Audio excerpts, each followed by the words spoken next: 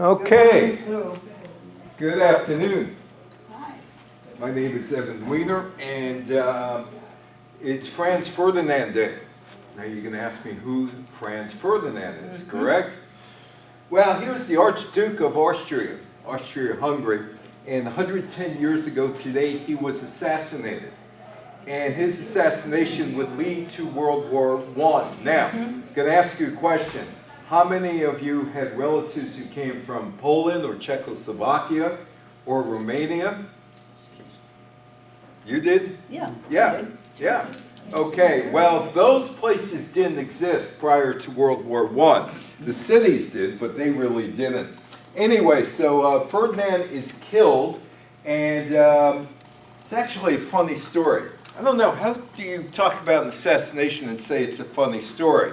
But you'll find out in a couple of minutes. Other things that went on in 1914 included, if my thing ever works here, which it's not, so I'll have to stand here. Here we go.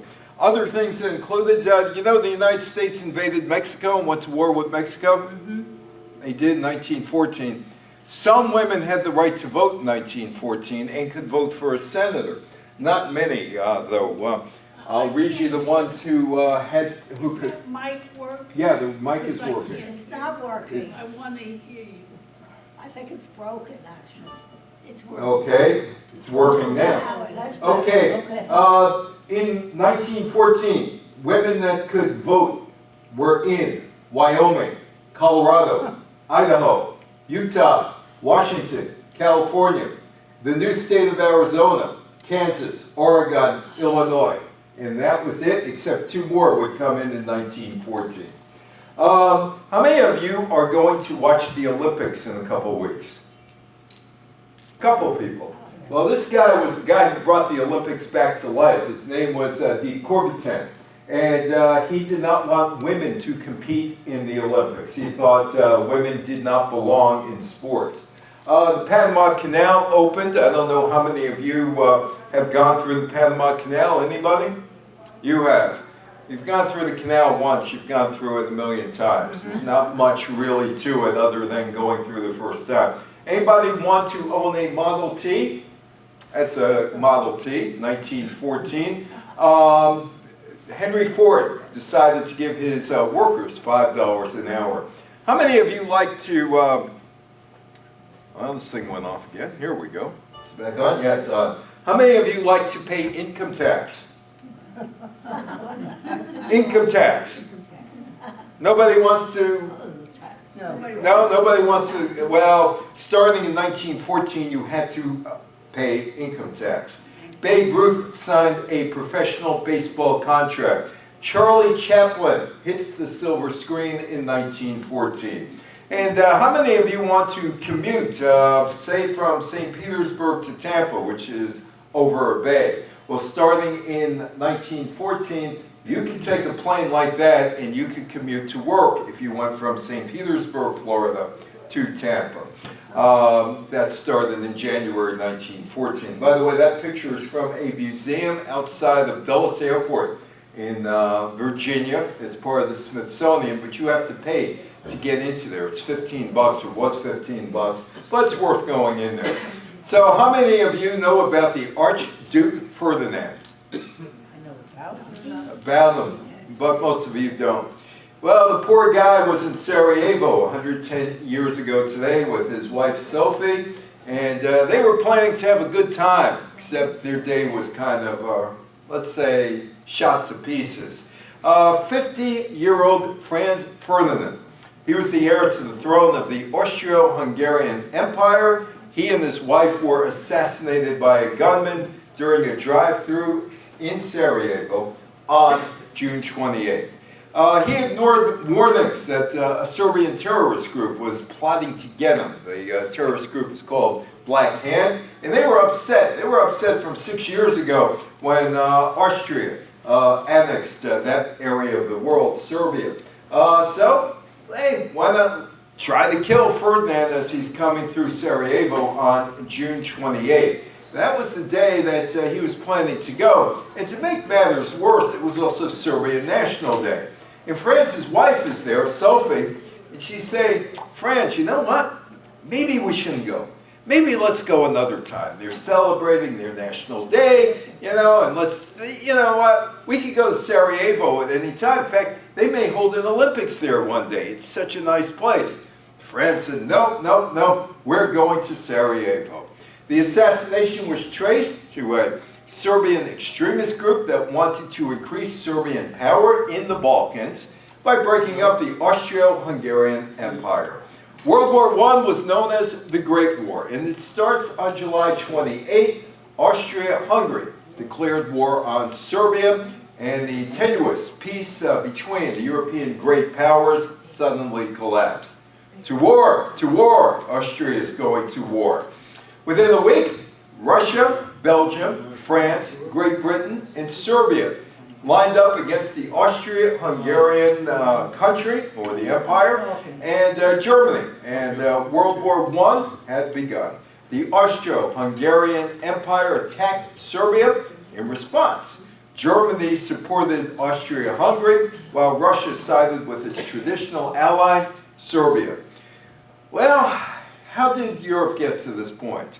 And by the way, how many of you have a background from Europe, relatives from Europe? You do. What countries?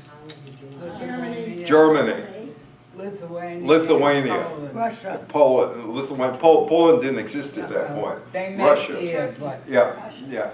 So, okay, so a lot of you have roots. So that means that your parents or grandparents, uncles, aunts, great-uncles, aunts were actually impacted by this.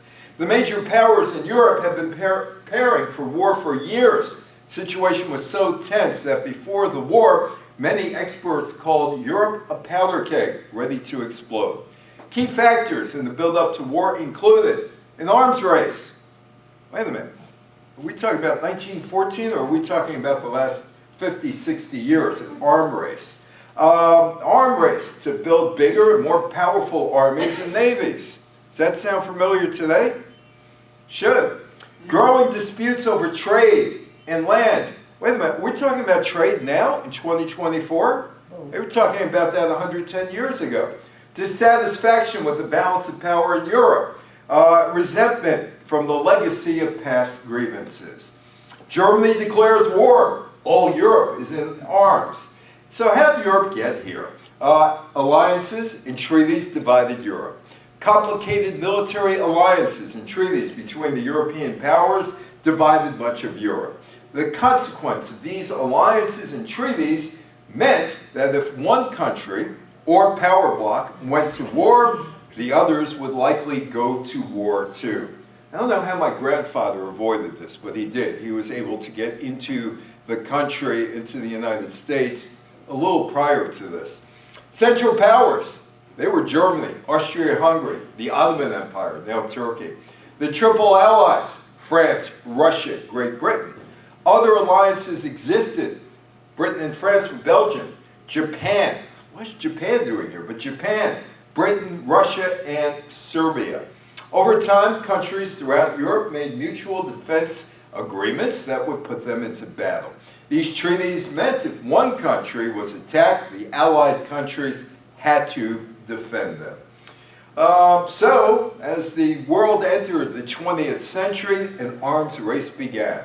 By 1914, Germany had the greatest increase in buildup in the military. Great Britain and Germany both greatly increased their navies during this time period. In Germany, and Russia in particular, the military establishment began to have a greater influence on public policy. This increase in militarism helped push the countries into war. Much of the origin of the Great War was based on the desire of Slavic peoples in Bosnia, Herzegovina, to no longer be part of the Austria-Hungary Empire, but part of Serbia. Nationalism led directly to the war. Countries tried to prove their dominance and power. So we get to June 28th, today's date, 110 years ago today. And this guy is in Schiller's Deli, and all of a sudden, he puts down his sandwich, and right in front of him, the Archduke and his wife Sophie. he wasn't supposed to pull the trigger, per se. Somebody else was. But a bunch of almost comedic circumstances, and if you read this in a novel, or if it was in a movie, you would never believe the circumstances that led to the assassination of this guy and the beginning of World War I. The immediate cause of World War I was the assassination of Archduke Franz Ferdinand of the Austria-Hungary Empire. A Serbian nationalist terrorist group called the Black Hand sent groups out to assassinate the Archduke. The Archduke was the heir to the Austro-Hungarian Empire. His killers, these were not professional killers. They were a bunch of students, teenagers at one point, and they're pretty much amateurs, but they were Serbian nationalists, or maybe Yugoslavian nationalists, and they wanted to turn the Austrian-controlled Bosnia into a new Slav state.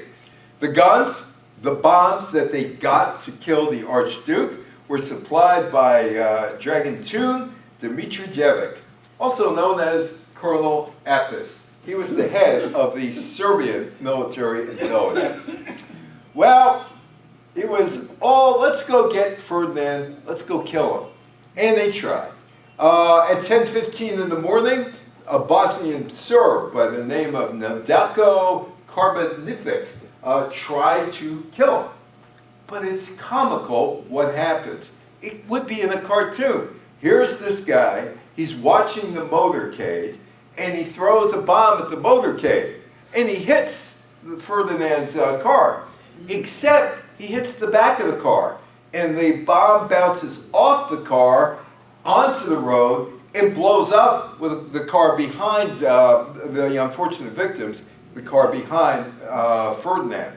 So the bomb exploded, injures a couple people, and those men are taken to the hospital. Meanwhile, the motorcade proceeds to Sarajevo's City Hall, and there's the car, and Ferdinand gets out along with Sophie, and they are going to be given a royal welcome, except Ferdinand wasn't in the mood to get a welcome. He wasn't in the mood at all. In fact, this is what he said.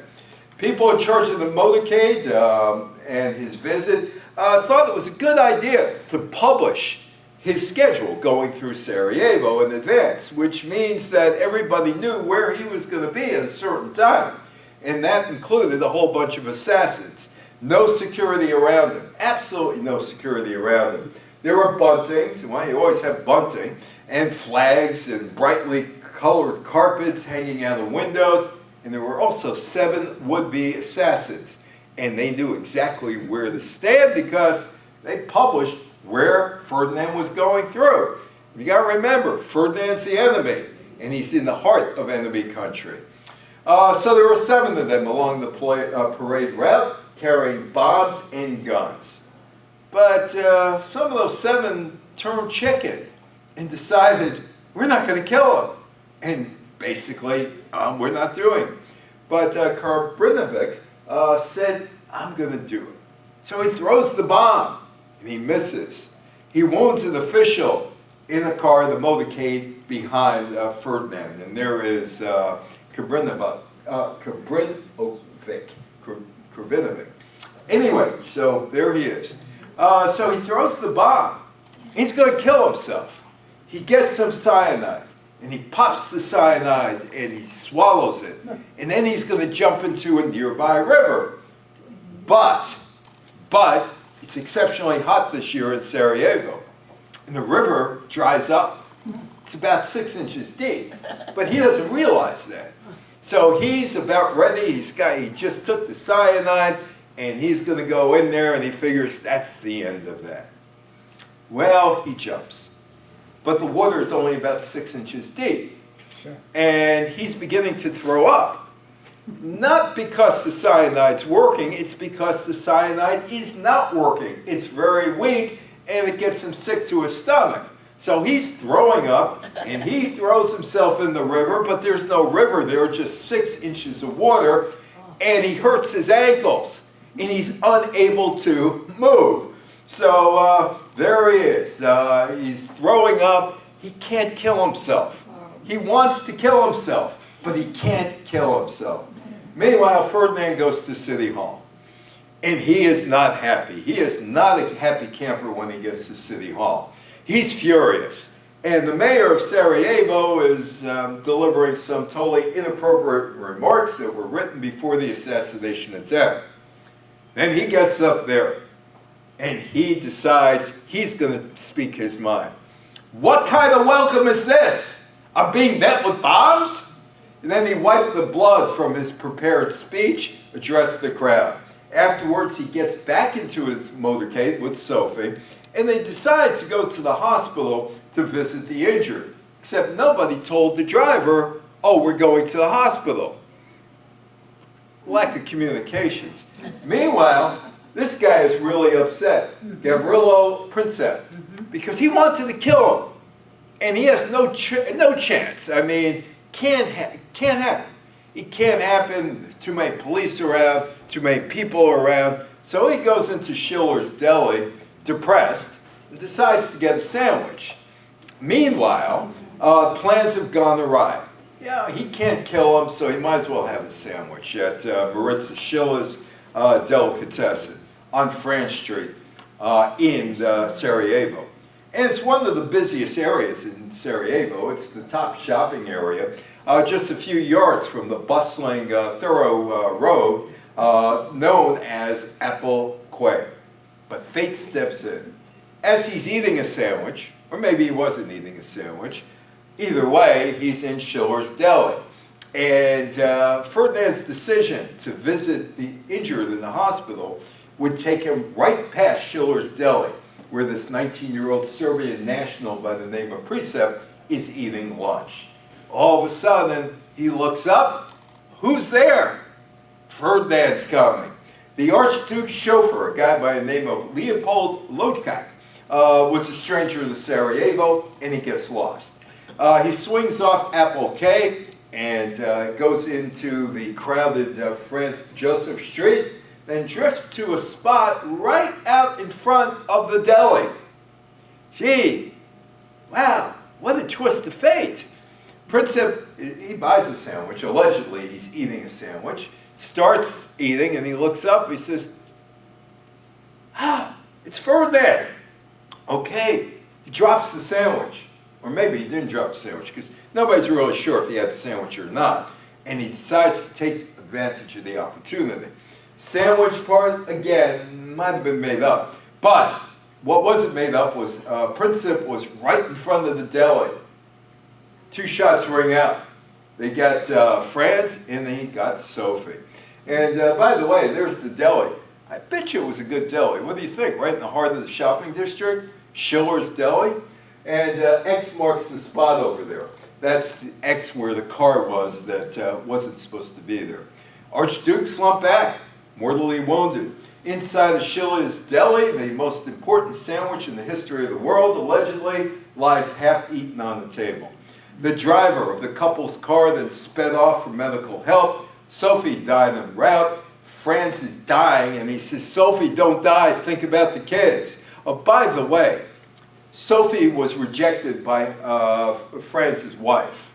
And you'll see that in a minute. It's hysterical when they're both laid out dead. But you'll see that in a minute. Because they felt Sophie wasn't good enough for Franz. And Franz wasn't exactly the most pleasant personality, and she put up with him. Anyway, Princip tries to shoot himself after he shoots the other 2. But you know, when things go wrong, like the other guy jumping into the river that's that thick, things go wrong. Bystanders get him, and they pin him down. And that's a picture of the place outside of where Princip shot Ferdinand. 25 men were arrested, charged with, while the investigation revealed that 6 assassins had been plotting to kill the Archduke that day. And Princip is arrested. He's that part of the picture at the end.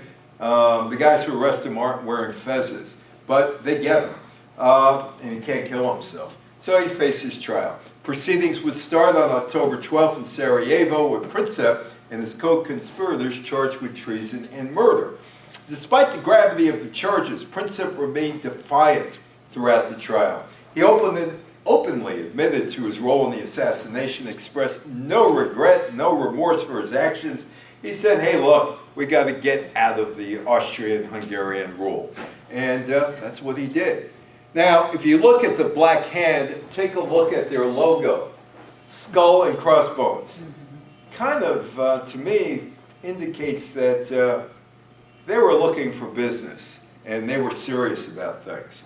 It was a secret society called Union or Death, founded in Belgrade as an outgrowth of an older Serbian national group. Black Hand took over the older group's work of an anti-Austrian propaganda within Serbia, which included sabotage, espionage, and political murders abroad, especially in provinces that Austria and Hungary wished to annex. The group included many radicals, government officials, professionals, and army officers.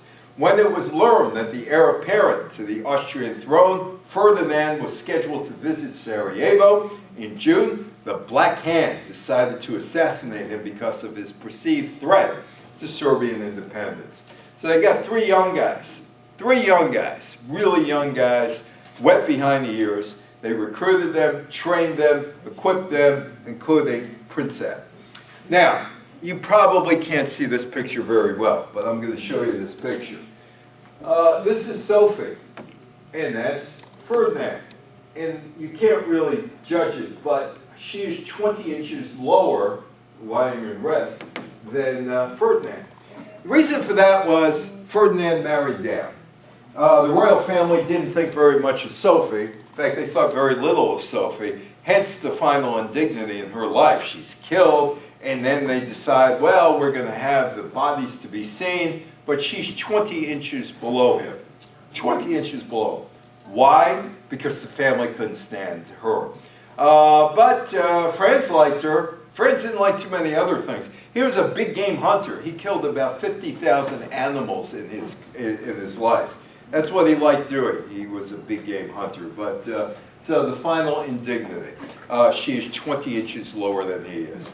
The political objective of the assassination was to free Bosnia and Herzegovina of the Austrian-Hungary rule and establish a Southern Slav or Yugoslavian state. Anybody here from Yugoslavia or Yugoslavian background, Serbia? Nobody? Anti-Serb protests and riots followed through the Austria-Hungarian area in the wake of the assassination.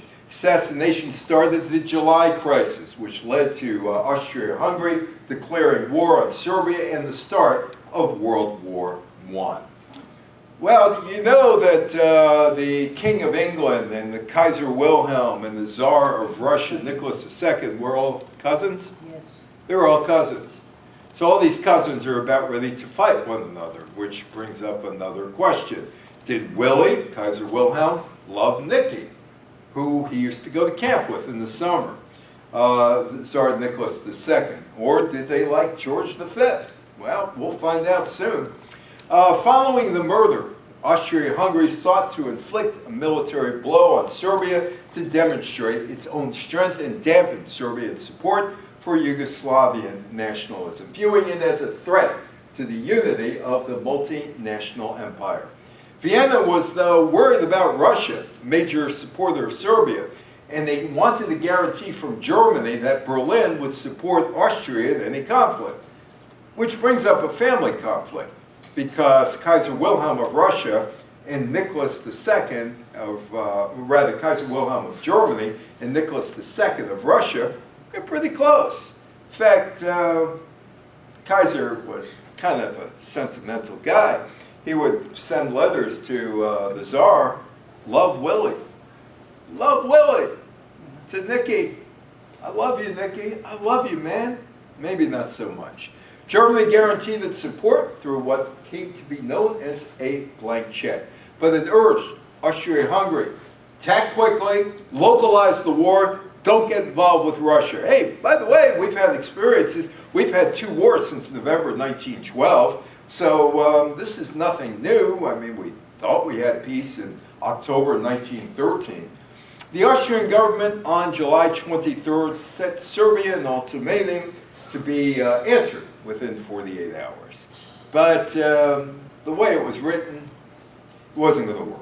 It required that publications hostile to Austria be suppressed, anti-Austrian patriotic organizations to be dissolved, teachings that smacked of propaganda be barred from schools, officials known for conducting anti-Austrian campaigns be dismissed, Serbian officials believed to be involved in the assassination plot to be arrested.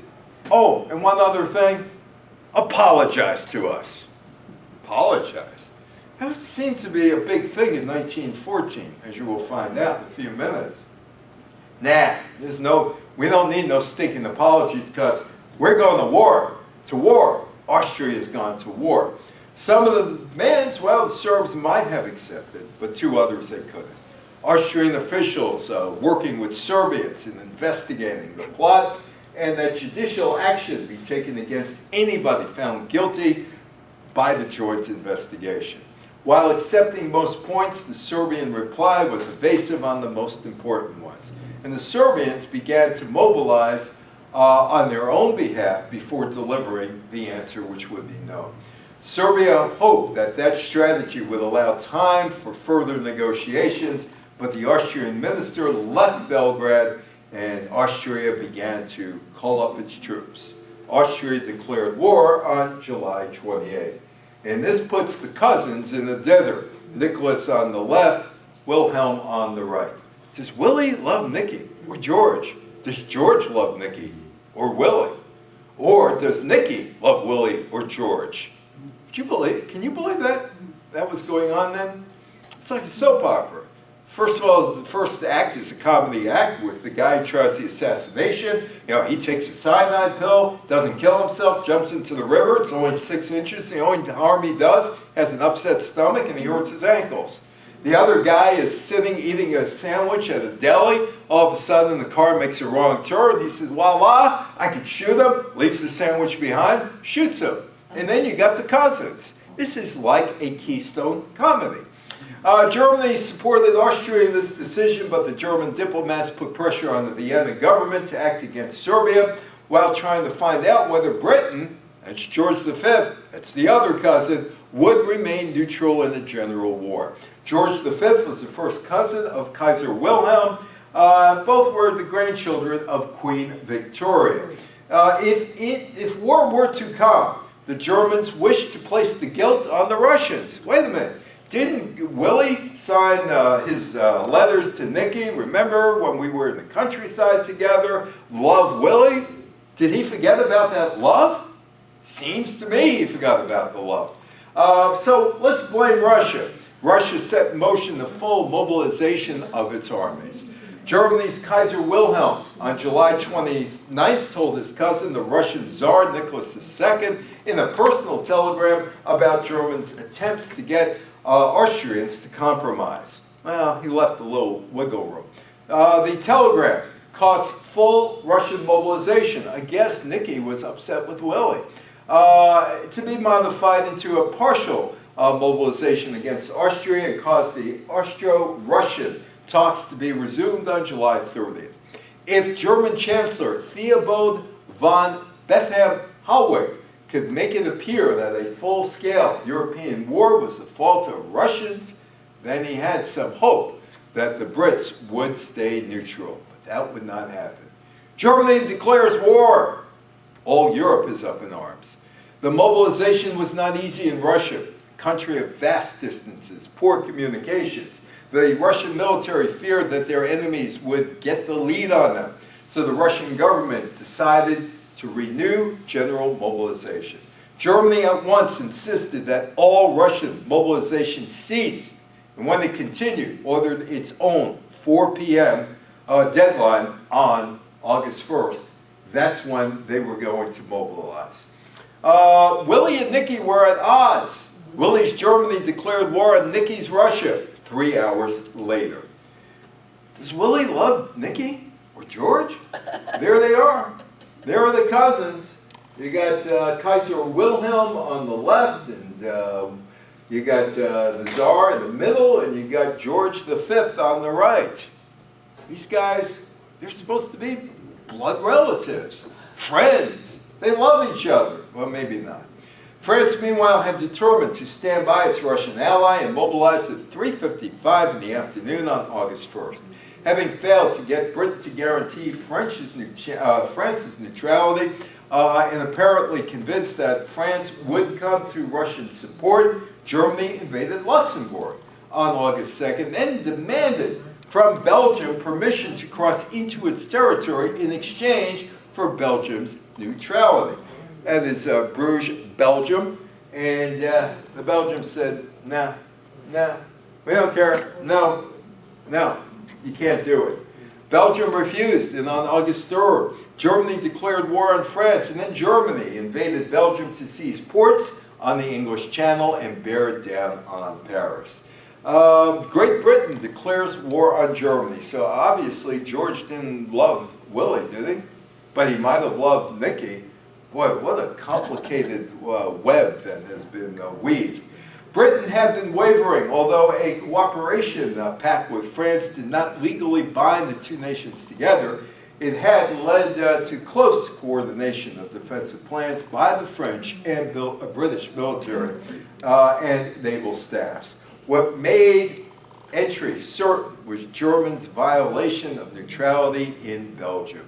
On August 4th, Britain declared war on Germany, and they're all at it. Meanwhile, across the Atlantic, in Washington, D.C., the President of the United States, Woodrow Wilson, has figured out exactly what he's going to do. Nothing. At the outbreak of fighting, the United States remained on the sidelines of World War I, adopting the policy of neutrality favored by Wilson, while continuing to engage in commerce and shipping with European countries on both sides of the conflict. After all, there's money to be made, and he didn't want to lose it. On August 4th, Wilson declared that the United States would remain impartial in thought as well as in action. Well, this is also Bruges in Belgium, and that is one of the submarines that was used during World War I. It's kind of a floating museum that you can actually look at. It's a remnant from World War I. The first European clash since the 1815 Battle of Waterloo. The Battle of Mons takes place in Mons, Belgium, with a British expeditionary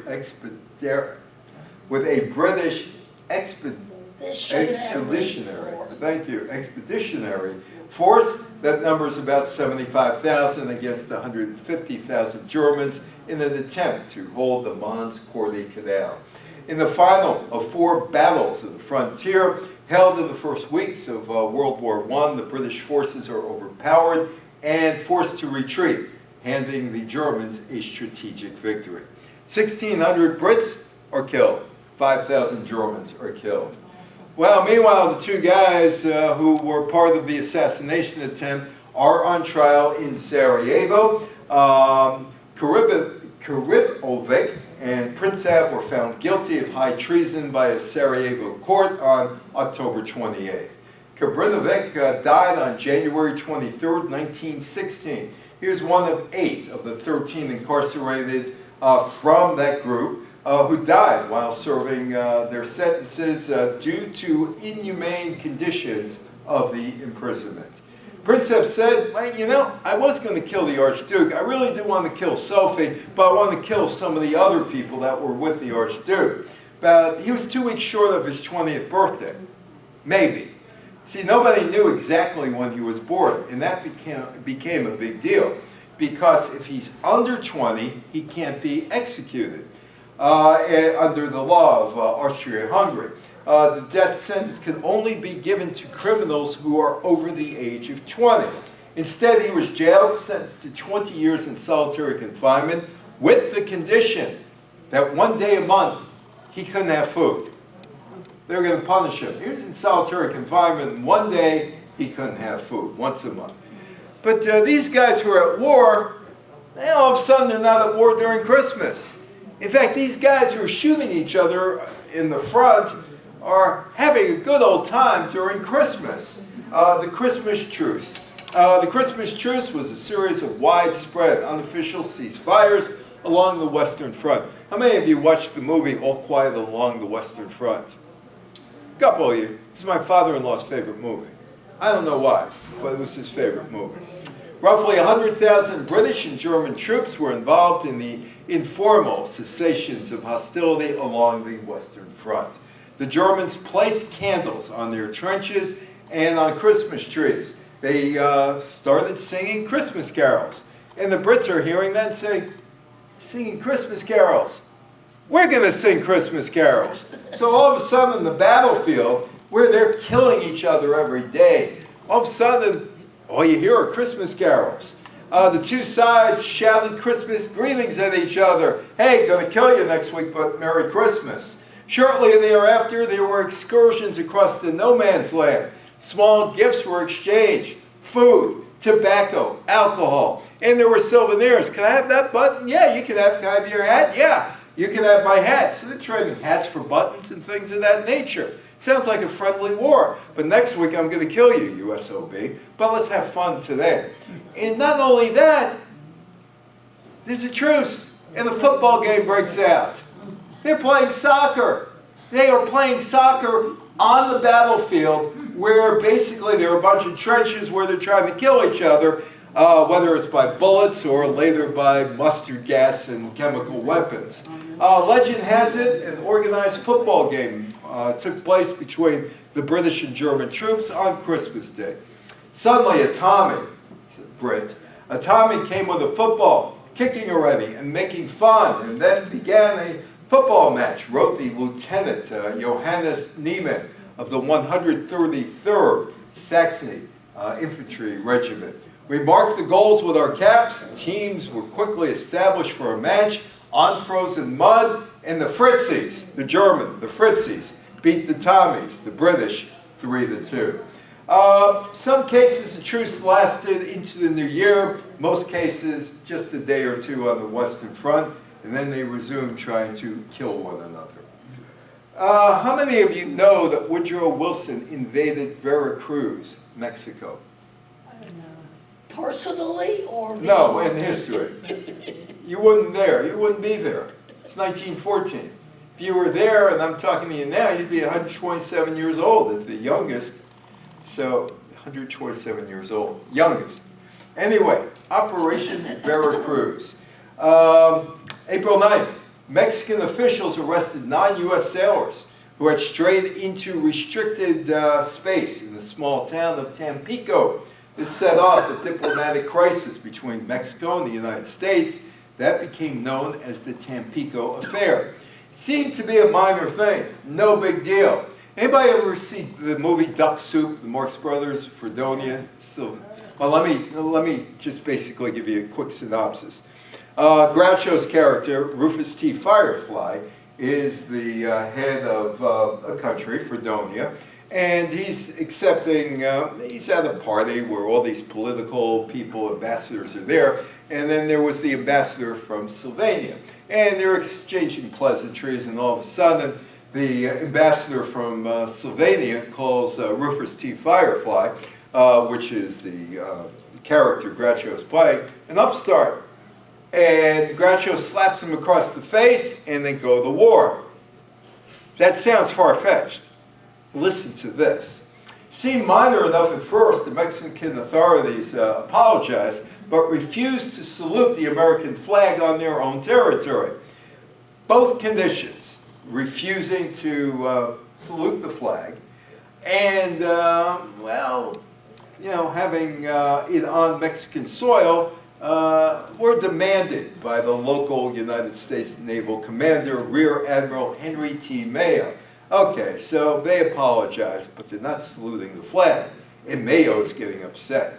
On April 15th, the Mexican President Victoriano Huerta made a surprising concession. He agreed to fire a 21-gun salute on the condition that the Americans fire a 21-gun salute. Well, Woodrow Wilson, we're not doing this. He told Huerta, no. He said, you salute by 6 p.m., salute the flag, on April 18th, or else.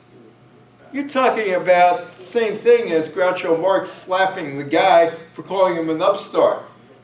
There is Wilson, occupation of Veracruz. Wilson's pretext for the operation was the imminent arrival of an arms shipment in port for use of the Mexican president, Huerta,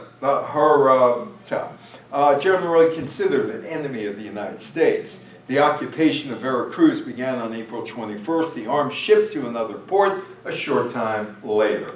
Wilson also chose to escalate the crisis by ordering preparations for the military occupation of the Mexican port of Veracruz. He even preempted Congress by ordering operations to begin before permission arrived from Capitol Hill, and that is the occupation of Veracruz. Send the troops into Mexico.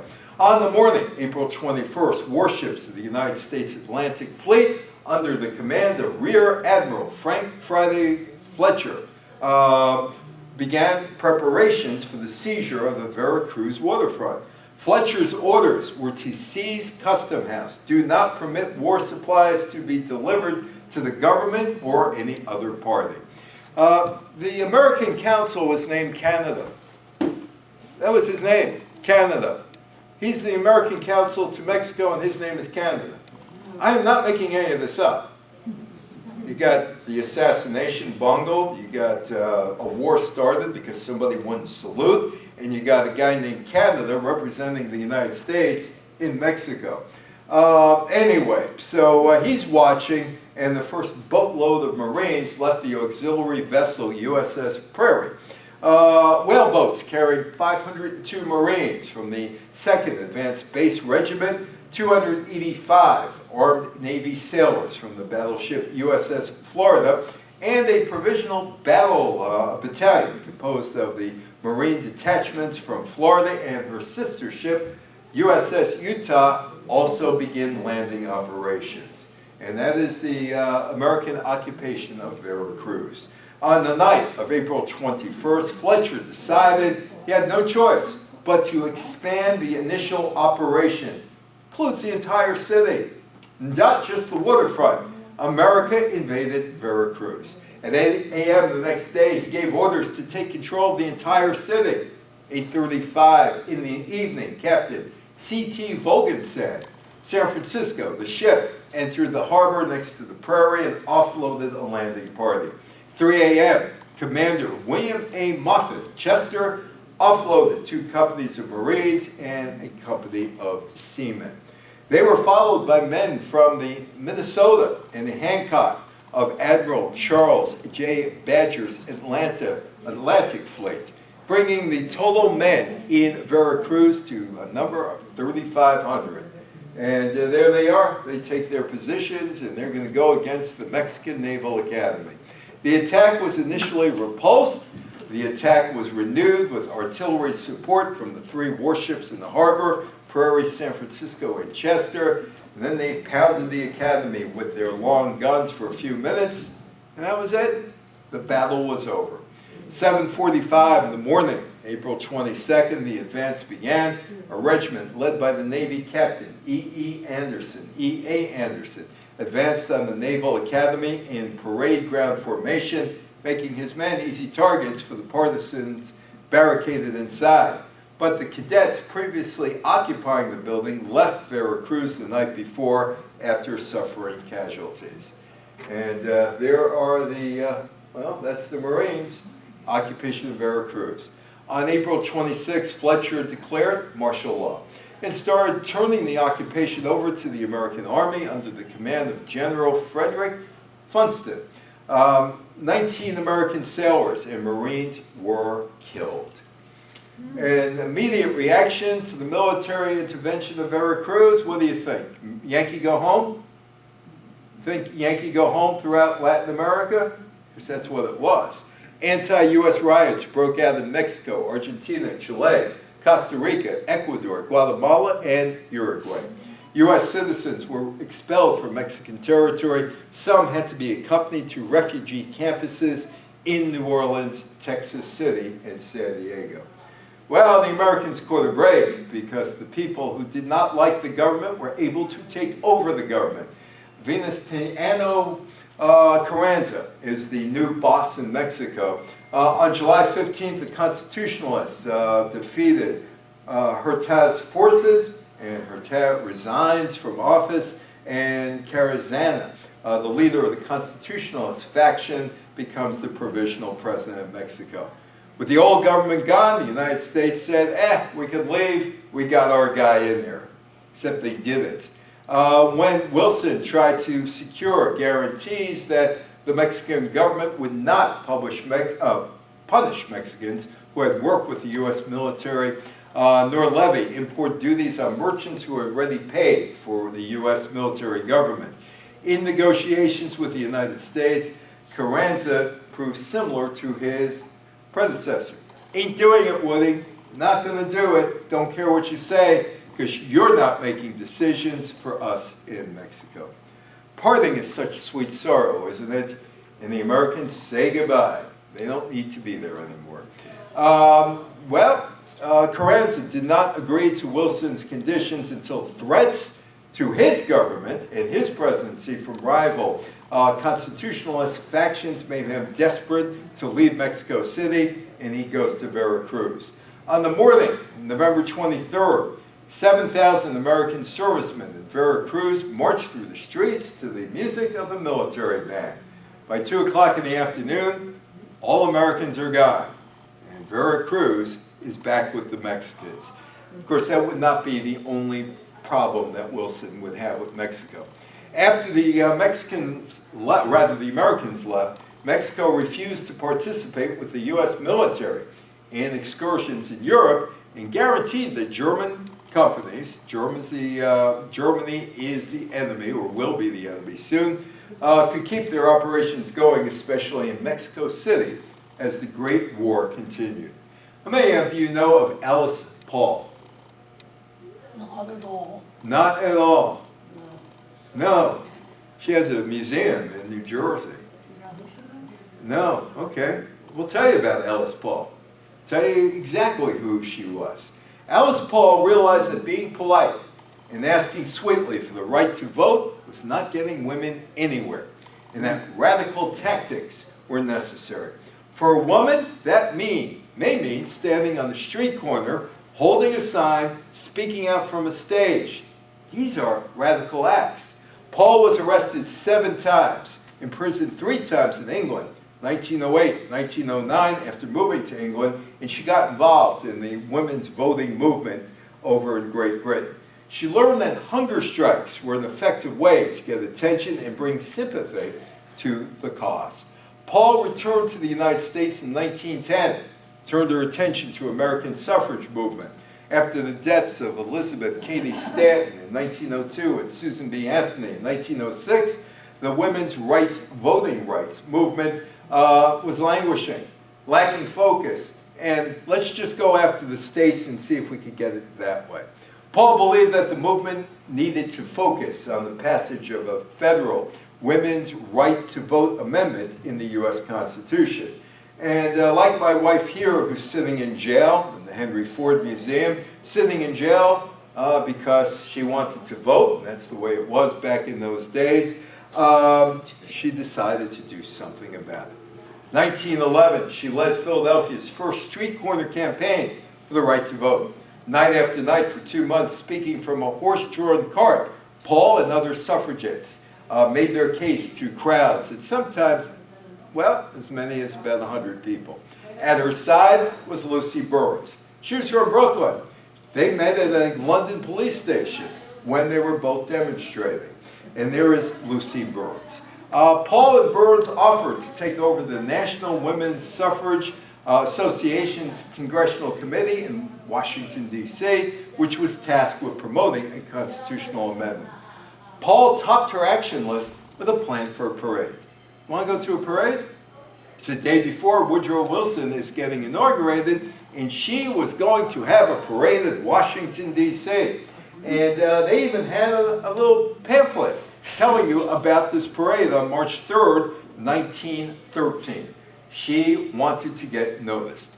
On March 3rd, 1913, the day before Wilson's presidential inauguration, a procession of about 8,000 mostly female marchers wearing white or clad in colorful caps and capes, interspersed with mounted brigades and decorated floats, which were unspooled on Pennsylvania Avenue. The parade sounds good so far, doesn't it? Sounds good. The first float proclaimed, "We demand an amendment to the Constitution of the United States enfranchising the women of the country." Demand. Is demand a bad word? No, No? No? You don't think demand's a bad word? I don't think so. You don't think so? Was back in 1914. It was an incendiary word. Nice women didn't demand anything of their husbands, of their fathers, of their politicians. You're supposed to be nice. You're not supposed to demand things. Although Katie Casey did, and take me out to the ball game in 1908, she demanded her boyfriend take me out to the ball game. She was a radical woman. They were putting an unsympathetic Wilson on notice. They expected action. No sooner was Paul's parade underway when thousands of onlookers spilled onto the path, blocking its progress. Men spit at the marchers. Men spit at the marchers. They threw lighted cigarettes at the women, hurled insults. Oh, where's the police? Wonder where the police was? Well, the police was there. They didn't do anything. They let the men spit at the demonstrators and throw lighted cigarettes at them. They did nothing. They turned the other way. To the surprise of many, Paul was pleased by the chaos. The parade made news from coast to coast. This is a protest in 1914 on May 9th. On March 19th, the Senate voted against, voted against the proposed constitutional amendment calling for the states to decide if women should vote nationally. The measure fell short of the required 2/3 votes of the Senate needed to pass the proposal onto the states. However, the women said this is a victory. Why? It's the first time since 1868 that Congress took up the right for women to vote. This is down Fifth Avenue. The avenue, Fifth Avenue. Notice the women are all in white. Notice that? White was the color of the marchers. Activists leave Washington, D.C. to campaign against Democratic congressional candidates in states where women were already allowed to vote. On October 23rd, 25,000 supporters of the women's rights to vote movement marched in Fifth Avenue, led by Dr. Anna Shore and Carrie Chapman-Catt, the founder of the League of Women Voters. By the way, I don't know how many of you watched what was billed as a debate. I'm not sure it was a debate. It was a TV show. That's all it was. And I'm speaking from experience because that's my background, TV and radio. CNN was just so bad last night, they would not allow the White House press corps into the room. It's our show. We're going to do what we want. We'll put Jake Tapper there. We'll put Bash there. My suggestion for debates is you get local weekly newspaper reporters who know what's going on the ground instead of $1 million anchors or people making $1 million who are totally oblivious to what's going on, and let people struggling ask questions. Back when Bush and Perot and Bill Clinton were quote-unquote debating in 1992, Carol Simpson was with ABC, and she was one of the moderators. And she was so upset that they allowed average people to ask these three people running for president questions, because the Washington media is elitist. They don't want outsiders, nor do they want anybody like me who will criticize them. But anyway, I bring that up with the Women League of Voters because until 1988, the Women League of Voters sponsored presidential debates. You know why they got out? They hated both parties and the demands of both parties because they wanted to do it above board. They didn't want the parties to dictate. Now we got networks doing it. We got networks with $1 million anchors asking questions, which is nonsense. And they've set the rules. I hosted debates when I was with radio stations back in the day. But anyway, I digress there. But the Women League of Voters used to be responsible for presidential debates. That ended in 1988. But they were active back then in 1914. Montana and Nevada say yes. The men say yes, women can vote. Men say yes. By the time World War I started in 1914, women in 8 states, all west of the Mississippi except Illinois, had already won the right to vote. Wyoming, 1896, Utah, 1870. Colorado, 1893, Idaho, 1896, Washington, 1910, California, 1911, Oregon, 1912, the new state of Arizona, also 1912. On November 3rd, 1914, men in Montana and Nevada said, yeah, let's let women vote. That was unusual in the country because women were second-class citizens, but in Montana and Nevada, well, there you go. Now, how many of you vote for Senate today when you vote for a senator? All of you do.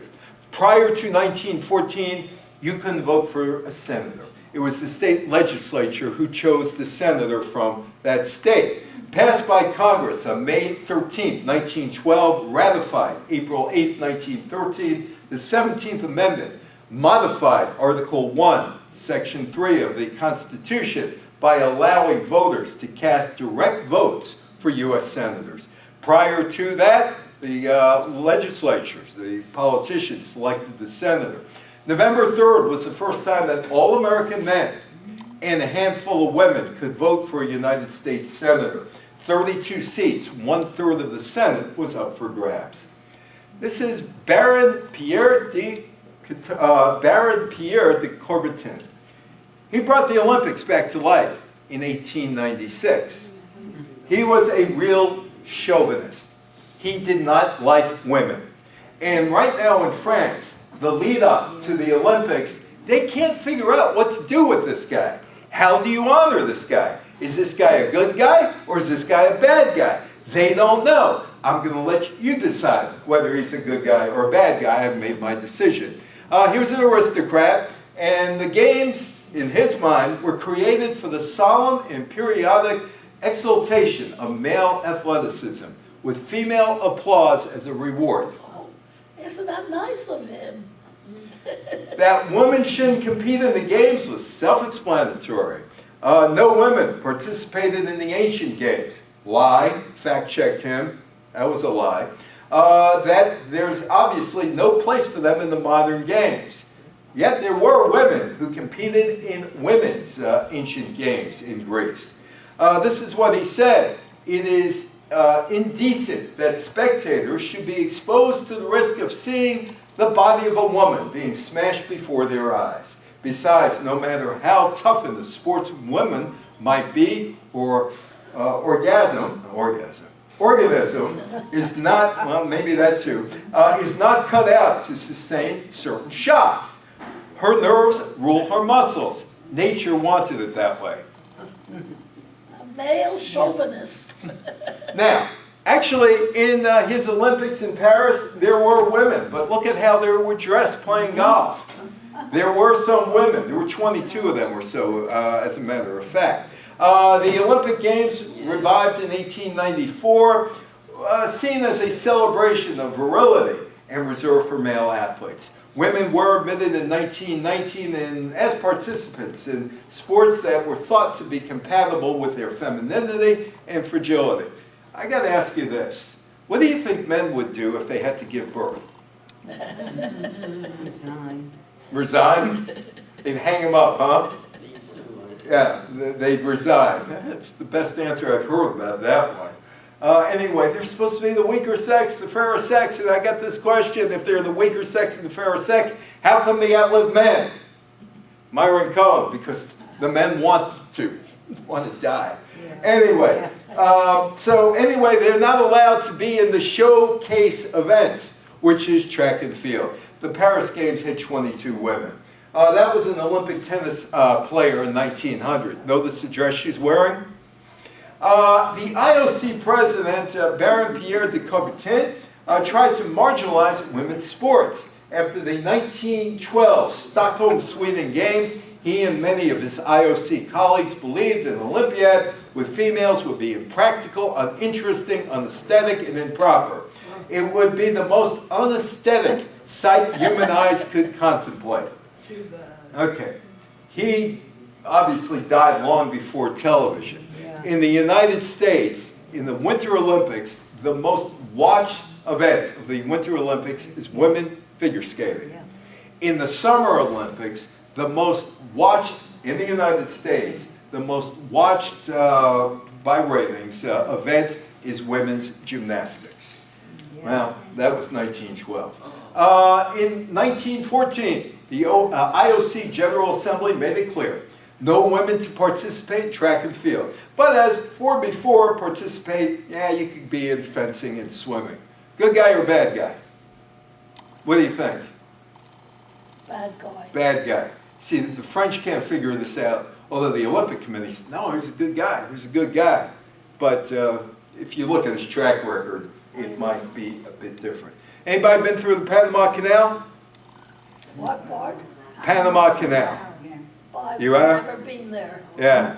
Well, you've seen it once, you've seen it enough. One time's enough. I've seen it numerous times because I spoke on cruise ships. August 15th, the Panama Canal was open to traffic. The rush of settlers, the gold settlers, or the 49ers to California and Oregon in the mid-19th century was the initial impetus of the United States' desire to build an artificial waterway across Central America. 1855, the United States completed a railroad across the Isthmus of Panama, then part of Colombia, prompting various parties to propose a canal building plan.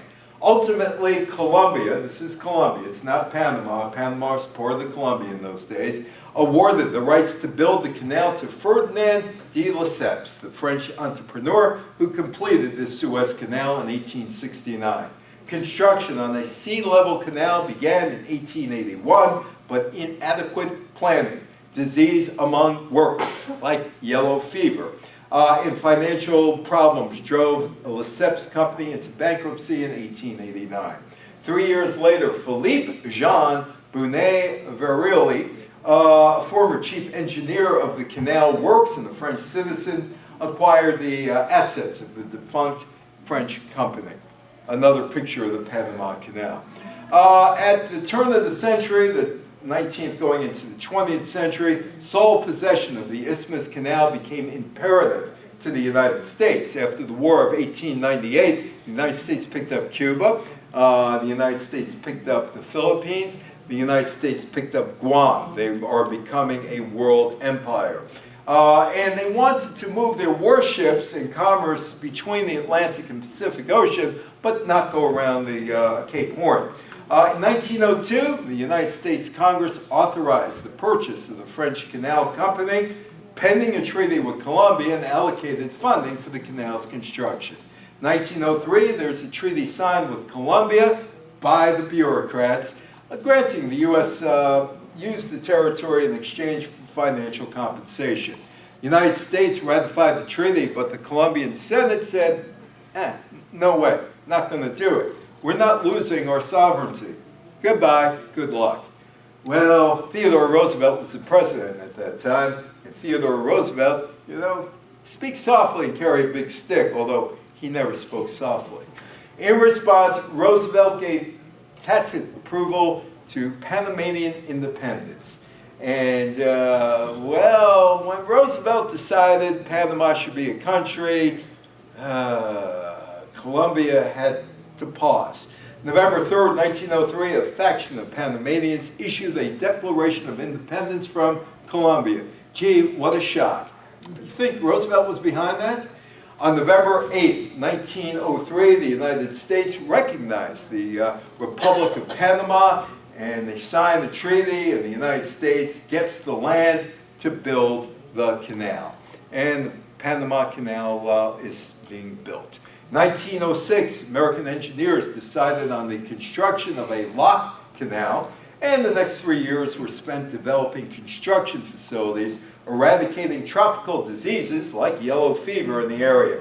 1909, the construction began. Construction crews literally had to move mountains in a snake-infested jungle with the average temperature of 80 degrees and 105 inches of rainfall, plus yellow fever. There was an estimated 25,000 people who died during the 3 decades of construction, from yellow fever and construction accidents. Between 1904 and the end of construction in 1913, the United States lost 5,855 canal workers. Gold rush started by Henry Ford. Henry Ford decides to pay $5 a day for workers. On January 5th, Ford announced a minimum $5 salary, which is $153 in today's money. The relative goal was making the creating the assembly line was to make it easier for workers, except the skilled workers didn't like it, and a lot of workers left. 370% of the workers he employed left. Ford said, well, a bigger paycheck might make the factory's tedium more tolerable. How many of you like paying income tax? Dead silence. Nobody wants to pay income tax, do they? Well, that's what the Republicans thought back in 1909. Progressives in Congress again attached a provision for an income tax to a tariff bill. Conservatives, hoping to kill the idea for good, proposed a constitutional amendment enacting such a tax. They believed an amendment would never receive the ratification by 3/4 of the state.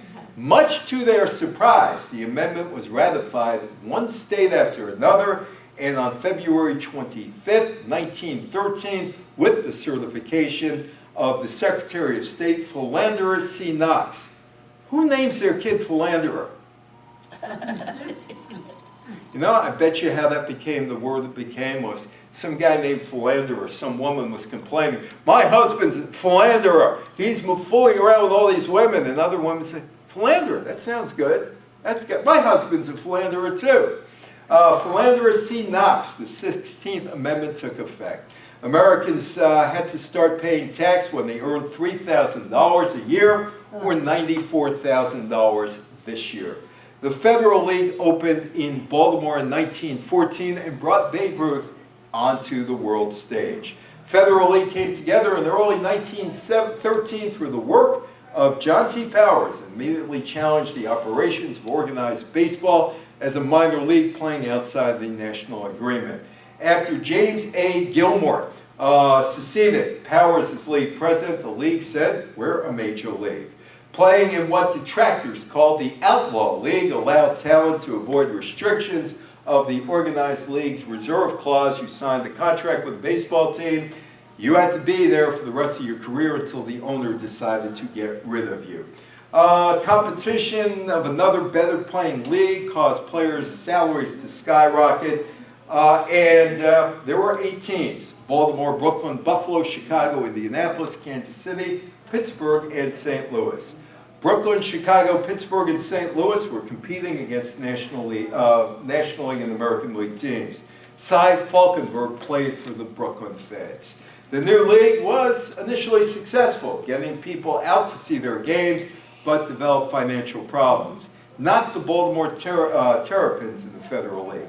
But Baltimore had a minor league team called the Orioles, and they had to sell off players to major league teams to stay afloat. One of those players is the guy on the left.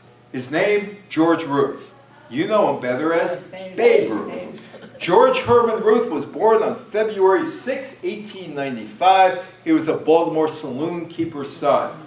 He was a problem child. At the age of 7, his parents placed him in Baltimore St. Mary's Industry School for Boys, same place that Al Jolson was in. The school was run by Catholic Xavier brothers, and Ruth spent almost his entire youth there.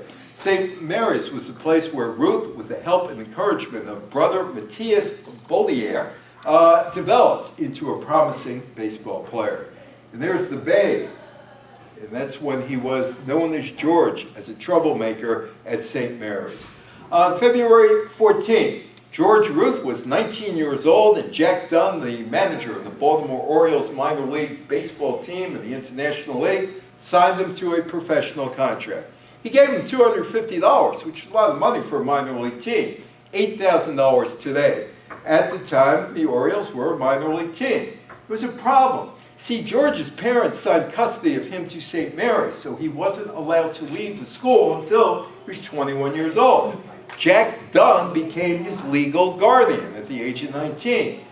George Ruth didn't make very much of an impression when he hit the field for the first time.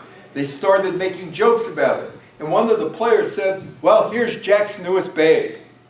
Babe got a nickname. The other players started calling him Babe. The name stuck, Babe Ruth. 3 new men for the Red Sox. Pitcher Shore, Ruth, and catcher Egan from Baltimore go to Boston. Jack Dunn's Orioles team was running away with the league pennant, losing money at the box office. Federal League Terrapins franchise took fans away from the team. To make his payroll, he moved to Richmond, Virginia, and sold George Ruth, still known as George Ruth, and 11 other players to Major League Baseball teams. George Ruth would get a new team. On July 7th, Dunn offered to trade Ruth with Ernie Shore, a pitcher, and Ben Egan to Connie Mack's Philadelphia Athletics. Dunn wanted $10,000, $313,000 today for the trio. Mack refused. Cincinnati Reds also passed on Ruth, instead selecting these guys called George Twombly and Claude Derrick. Ever hear of them? Never. Did you hear of Babe Ruth? Yes. Sure. I don't know. If he went to Cincinnati, he might have been like that. 2 days later, on July 9th, Dunn sold the trio to the Boston Red Sox organization. Ruth would play in 5 games, 4 of them as a pitcher for the Red Sox in 1914. He won 1 game on July 11th. The Red Sox had many stars. Ruth was sent to the minor league, Providence Grays of Providence, Rhode Island, for the rest of the season. They would win the International League pennant. You ought to be in pictures. You know what that is? As we wrap this thing up, it's Charlie Chaplin. Oh, yeah. On February 2nd, Charlie Chaplin's first film, Making a Living, was released. Chaplin was a stage and vaudeville performer from England who had success on a vaudeville tour of the United States in 1912 and did routines with a guy named Stan Laurel. Yeah. Yeah. Local and hard. Yeah. The second tour of the United States began in October 1912. During that tour, Chaplin was invited to join the New York Motion Picture Company. You ought to be in pictures, and there he is as the tramp. Chaplin's boss was Max Sennett. You know who Max Sennett was? Keystone Cops of the Keystone Film Company, who initially expressed concern that the 24-year-old looked too young. He was not used in the picture until late January, during the time Chaplin learned how to make films. The one-reeler, Making a Living, marked his film debut, released on February 2nd. Chaplin became an international star. Let's fly away as we leave this talk in 1914, but we're only going from St. Petersburg to Tampa. Airboat line, the airboat line. It's January 1st, the world's first scheduled commercial passenger flight took place when Anthony Habersack Janus piloted a St. Petersburg-Tampa airboat Life Benost Type 14 flying boat from St. Petersburg to Tampa. You want to get on there? Cost you $5, which would be $157 today. The flight took about a half hour. On a good day, it should take about 28 minutes driving with no traffic over Interstate 4 from St. Petersburg to Tampa. You just have to find that good day. Thank you. Any questions, any comments? Thank you. Thank you, boy. You filled us with so much information. Yeah. And you didn't learn it in school. Right. No, we didn't. You didn't learn any of that in school. No. I mean,